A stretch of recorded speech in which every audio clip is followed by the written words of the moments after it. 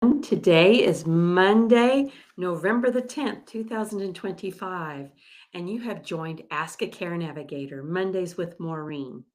Hello, everyone. My name is Maureen Williams, and I'm the Director of Care Navigation here at Four Seasons, the Care You Trust. And we try to create the space on most Mondays to talk about issues associated with living well and aging well, and perhaps how Four Seasons may be of service. If you have any questions or comments, you can call us at 866-466-9734 or go to our website, which is fourseasonscare.org, and spell out the number 4, FOURSEASONSCARE.org. And there's a way to send an inquiry to us. We're gladly answer questions, and we like it. And I'm also delighted and so grateful to the Van Winkle Law Firm for serving as the title sponsor for Ask a Care Navigator, Mondays with Maureen. The Van Winkle Law Firm is one of the most respected and established law firms in North Carolina, providing exceptional legal representation to people, individuals, families, and businesses on matters that are personal in nature, commercial matters, business matters, and estate planning matters. They're wonderful to work with. So, should you wish to learn more or to schedule a consultation, please go to www.vwlawfirm.com and someone will be happy to assist you. And I'm so grateful. Thank you. Well, I'm going to do a little series here talking about issues associated with cognitive impairment or Alzheimer's or dementias, different types, and what to expect, what to think about, what it really is. So I just kind of want to get us started on that today in terms of recognizing and addressing symptoms of cognitive impairment disorders or dementia. Dementia is difficult for everyone, for anyone involved, for the individual who's given the diagnosis of dementia, for his or her loved ones, even for the healthcare professional to have to share that with you. They don't always have the solutions and can't give any of us a timeline or magic ball to tell us what this is going to look like. So when confronted with this, the best way to deal with it is just to create a plan, get an offense, decide what you can do to deal with living with dementia.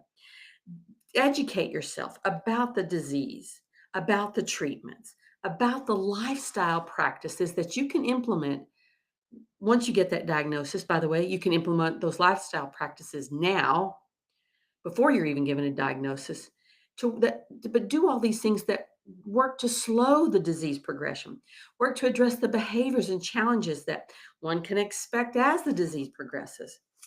And you can also establish ways to manage your life after a diagnosis of dementia to make life as full of as much joy and dignity as possible. You can start doing those things right now.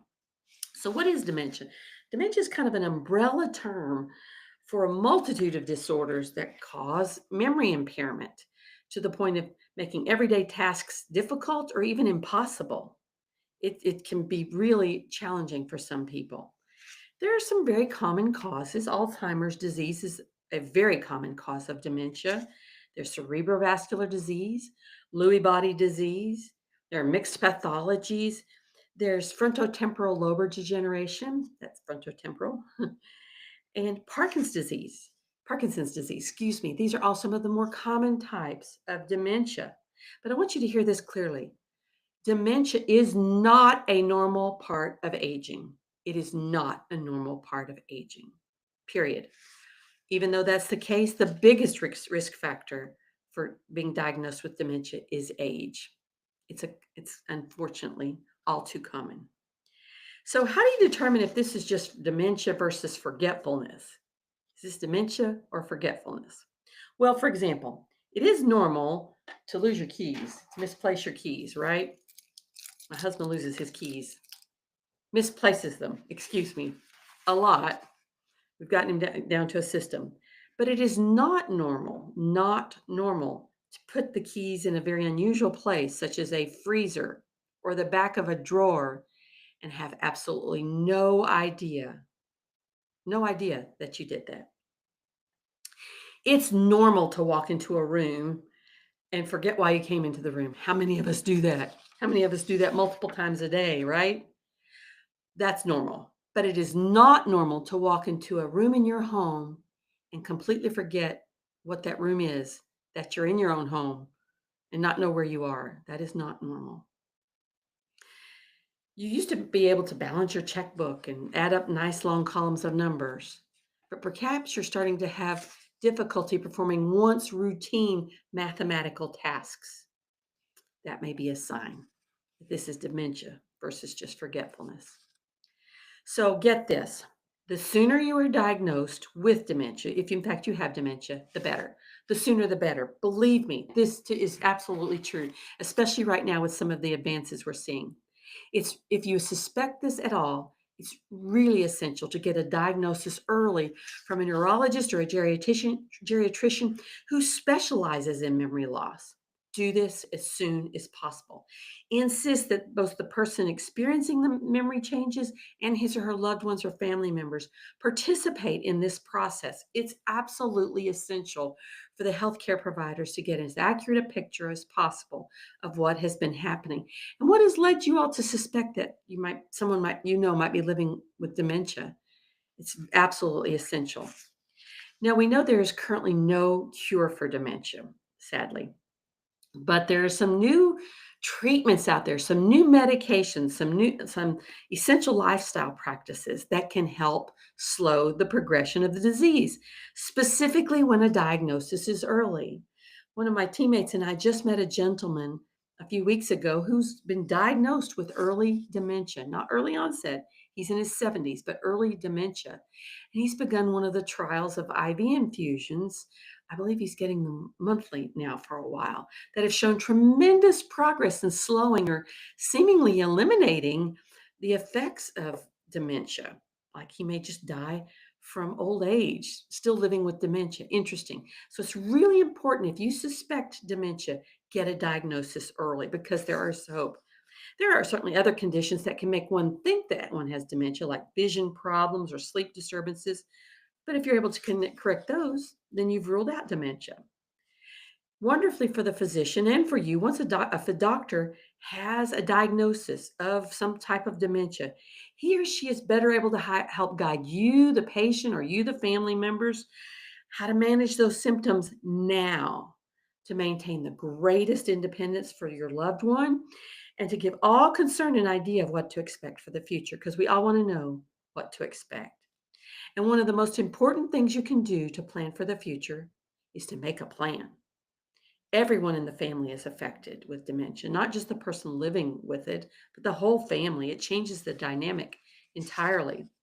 It's really important to put together a plan of action, a plan of care for your loved one or the patient to maintain life as the disease progresses. It's really, really, really important. As a family, decide on your various roles and responsibilities. I'll take my mom or dad to the doctor. I'll make sure the bills get paid. What are your roles and responsibilities for everyone? Dementia is a long haul proposition. In fact, I talk often with clients, family members, and say, we need to take care of you. You're in this for the long haul. This is a long haul disease. So sometimes at this point, it's really important to secure the help of a professional, an aging life care professional or geriatric care manager, someone like me, a care navigator, to help you craft these plans. This is what we're trained to do. We ask lots of challenging questions to help you refine a plan for yourself and your loved ones. For the person living with dementia, consistency, familiarity are essential, okay? It's very important that a person living with dementia function in his or her own familiar surroundings. The data show it clearly. They just do better in familiar surroundings. It's to everyone's advantage to move the person living with dementia into a care situation, whatever you've chosen, sooner rather than later before the disease progresses too far. Make a move if you're going to do this. Make a move before the dementia progresses too far. Any move for someone living with dementia is going to alter that person, perhaps permanently. I've been working with someone for 3 years now who just a few weekends ago moved out of state to be closer to family members, but she's moving from her own home with lots of support to assisted living because her memory is not permitting her to live alone safely. She forgets to eat. She forgets to take her medication. She forgets appointments. She's living with dementia. So she decided this along with her family member to make this move now while she can still get acquainted with others, while she still is very vivacious, but she is living with dementia. It's altering her ability to deal with day-to-day functions, and it's not safe for her to be alone. So do this sooner rather than later if you're going to do it, okay? The goal is to only move your loved one once if that's possible. Okay. Now, you as a caregiver for taking care of someone living with dementia, you've got to prioritize care for yourselves. You have to, I beg you, get involved in an online support group, or even one in person. It's absolutely essential that those of you who are caring for someone living with dementia get plenty of emotional support, physical support. You gain insights and strategies in how to take care of yourself and your loved one living with dementia for how to manage this disease. Respite care is essential for caregivers of those living with dementia. Absolutely essential. And, I see so many people come to me just beyond exhaustion. We can help you prevent that. Come to us sooner rather than later. Okay. And whatever care plan you've crafted, it's not written in stone. It can be altered as you go along. And I referenced certain treatments, advances in medications. I mentioned one earlier. There really are advances in medications that help your memory, that help treat sleep changes, to help you get a good night's sleep to slow the progression of these memory changes. There are strategies for developing with changing behaviors that people like me and your medical providers can work with you on. There are a host of alternative therapies that really do help improve the quality of life for those living with dementia and their loved ones. I've worked with one client for almost 3 years now. She's in assisted living. She has late moderate stage dementia, and she, for years, had her own body work practice. And that openness, that receptivity to that alternate form of care has really helped convey her body physically to where she is now, and will help her in the future. So start thinking about some of those things now, perhaps. What you really need to know is that you are not alone. Millions of people in this country are living with dementia, sadly. I'm sad to say that. There is nothing easy about this often long, very long course of dementia. The lady I just mentioned, I think, has been living with it for about 6 years now. But I want you to hear, with an early diagnosis, don't be afraid, please, and a proactive approach to management, getting medications, making plans, assigning your roles and responsibilities, both the people living with dementia and their families or loved ones, y'all can maintain the highest quality of life possible for as long as possible. And that's the goal here. Oh, that's a lot. That's a lot to share. So I want you to join me again next week, November the 17th, and I'm going to be sharing some tips for you for helping someone living with dementia. There are many tips out there. I've just culled a few and found a few. It's really important. There is help out there for those of you living with dementia and those of you who are caring for those living with dementia. But in the meantime, if you have any questions or comments, please call us. Our phone number is 866-466-9734, or please go to our webpage, which is fourseasonscare.org. And there's a way to send inquiries to us. We're happy to answer your questions. Just call us about anything. All right, join me next Monday, November 17th at noon for another episode of Ask a Care Navigator, Mondays with Maureen. Have a wonderful day, everyone, and thank you very much.